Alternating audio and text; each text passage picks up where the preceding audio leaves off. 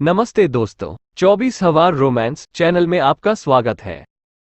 ये college love story Ankita नाम की एक अमीर घर की लड़की और यश नाम के एक मिडिल क्लास लड़के की है। अंकिता ने कॉलेज में एडमिशन लेने के बाद आज अंकिता का कॉलेज का पहला दिन था। वह अपने कॉलेज के पहले दिन को लेकर इतनी खुश थी कि वह क्लास शुरू होने से सबसे पहले ही कॉलेज पहुंच गई थी। अंकिता अपने क्लास में जाकर बैठ जाती है। फिर धीरे धीरे सभी लोग क्लास आते हैं। कुछ समय बाद शिक्षक भी आते हैं और अपना परिचय देते हैं। तभी दरवाजे से यश की आवाज आती है, सर क्या मैं अंदर आ सकता हूँ? तभी शिक्षक कहते हैं, हाँ कम इन। तभी क्लास के सभी लोग उसकी तरह देखने लगाते हैं और अंकिता भी यश की तरफ देखती है। यश क्लास के आखिरी बेंच पे जाकर बैठ जाता है। थोड़ी देर बाद टीचर सभी स्टूडेंट्स से कहते हैं कि 2 दिनों के बाद आप लोगों का फ्रेशर पार्टी होगा। अगर कोई स्टूडेंट्स प्रोग्राम में भाग लेना चाहता है तो क्लास के बाद ऑफिस में जाके अपना नाम लिखवा सकता है। यश ने सोचा क्यों ना मैं भी अपना नाम इस प्रोग्राम में लिखवा दूं। यश को गाने का बहुत शौक था तो उसने अपना नाम लिस्ट में लिखवा दिया और अंकिता को भी गाने का बहुत शौक था, परंतु उसने पार्टिसिपेट नहीं किया। 2 दिनों के बाद पार्टी शुरू होती है। अंकिता भी प्रोग्राम हॉल में जाकर बैठ जाती है। थोड़ी ही देर बाद प्रोग्राम शुरू होता है और कुछ समय बाद यश की बारी आती है। यश घबराते हुए मंच पे जाता है और गाना शुरू करता है। यश के गाने की आवाज सुनकर सारे स्टूडेंट्स और टीचर उसके गाने की धुन के साथ गुनगुनाने लगते हैं। अंकिता भी यश के गाने को मन ही मन गुनगुनाने लगती है। अगले दिन जब अंकिता कॉलेज आती है तो वह यश के पास जाती है और कहती है, कल तुमने बहुत अच्छा गाए। तुमने सिंगिंग कहाँ से सीखी? तो यश ने जवाब दिया कि मैंने अपने दोस्त से सीखी, और इतना कहकर उनमें बातचीत बढ़ गई।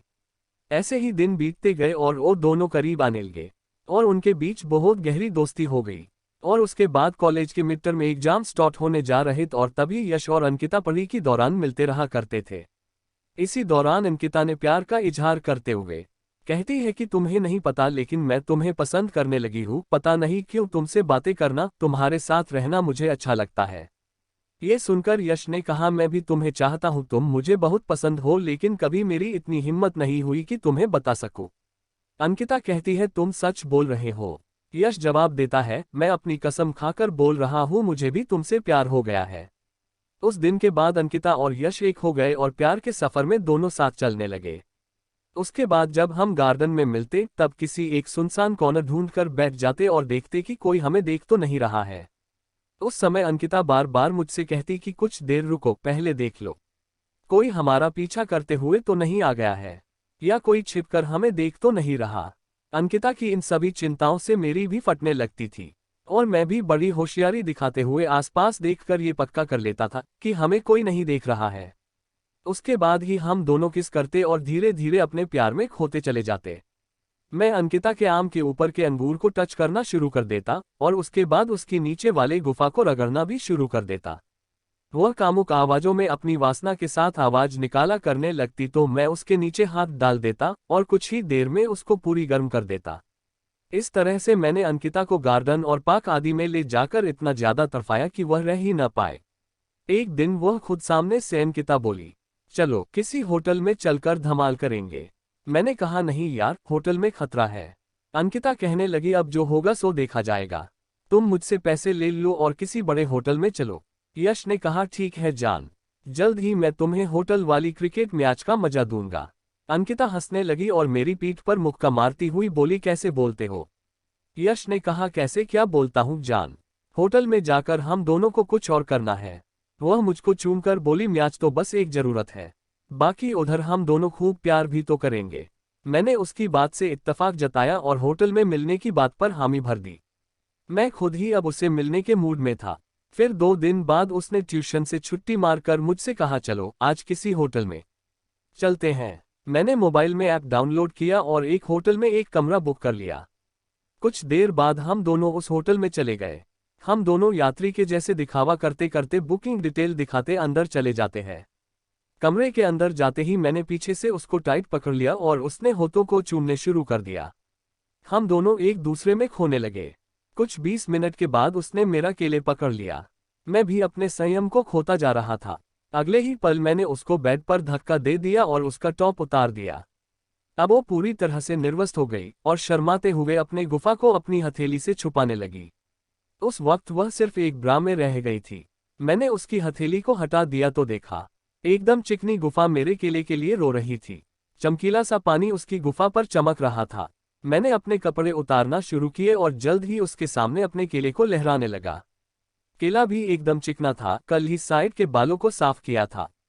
वह मेरे केले को बड़ी प्यार से देख रही थी। मैंने उसके बाजू में लेटकर उसे अपनी बाहों में भर लिया और उसे पूरी नंगा कर दिया। अब मैं उसको किसी भूखे शेर की तरह भभोड़ने लगा। उसके लिप्स, गुफा, पूरे बदन को भूखे शेर की तरह घुरने लगा।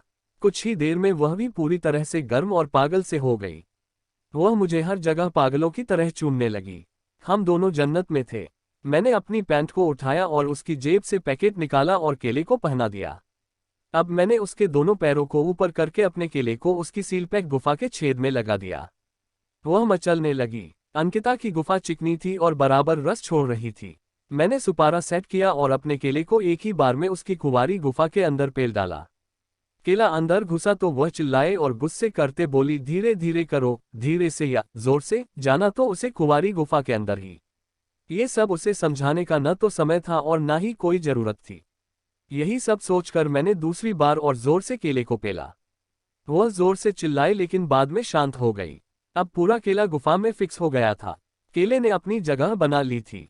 गुफा ने भी कुछ चिकनाहट पैदा कर दी थी जिस वजह से केले को जगह मिलने लगी थी। मैं धीरे धीरे स्ट्रोक मारने लगा। वह भी पिछवाड़ा उठाकर साथ देने लगी। अब मुझे ऐसा लग रहा था कि जन्नत में हूँ। करीब 10 मिनट बाद हम दोनों का एक साथ पानी निकल गया। पानी निकलने के बाद जो सुख मिला वह अकल्पनीय था। हम दोनों एक दूसरे की बाहों में एकदम निढाल पड़े थे। कुछ देर के लिए हमारी आंखें मूंद गई थीं। बाद में उठकर देखा तो लाल चींटों ने हमारी विजय गाथा को लिख दिया था। फिर मैंने खाना ऑर्डर किया। हम दोनों ने खाना खाया। वह मेरी गोदी में बैठ गई थी और हम दोनों नंगे बदन थे। खाने के बाद मैंने उसे एक दर्द निवारक दवा दे दी जो मैं अपने साथ लाया था। उसके बाद हम दोनों ने फिर से एक बार किया और 1 घंटे के लिए सो गए। दोस्तों, आपको ये कॉलेज लव स्टोरी कैसी लगी आप हमें कमेंट करके जरूर बताएं और अगर आपको यह लव स्टोरी अच्छी लगी हो तो आप इसे अपने दोस्तों के साथ जरूर शेयर और सब्सक्राइब जरूर करें। अपना बहुमूल्य समय देने के लिए धन्यवाद।